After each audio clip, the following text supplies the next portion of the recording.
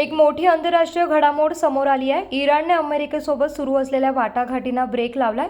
मिळालेल्या माहितीनुसार लेबनॉनमध्ये इस्रायलचे हल्ले थांबत नाही आणि जोपर्यंत या हल्ल्यांवर पूर्ण विराम लागत नाही तोपर्यंत इराणने अमेरिकेसोबतच्या चर्चांना स्थगिती दिली आहे।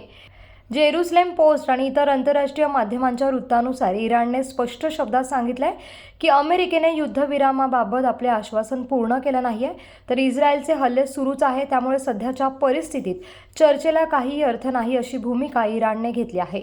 या दरम्यान काही तासांपूर्वी अशी माहिती समोर आली आहे की अमेरिकेसोबत चर्चेसाठी इराणचे शिष्टमंडळ इस्लामाबादमध्ये दाखल झाले आहे। मात्र इराणने हा दावा पूर्णपणे फेटाळून लावलाय। इराणच्या सरकारी वृत्तसंस्था फार्स न्यूज एजन्सीने स्पष्ट केलंय की अमेरिकेसोबत कोणत्याही प्रकारच्या चर्चेची सध्या कोणतीही योजना नाहीये। तसंच द वॉल स्ट्रीट जर्नलने केलेल्या शिष्टमंडळांबाबत दावा देखील चुकीचा असल्याचं या ठिकाणी सांगण्यात आलंय। दरम्यान या निर्णयामुळे मध्य पूर्वेतील तणाव आणखीनच वाढण्याची शक्यता व्यक्त केली जाते। इस्रायल लेबनॉन संघर्ष आणि त्यात अमेरिका इराण संबंध यामुळे आता परिस्थिती अधिकच गुंतागुंतीची होत चालली आहे।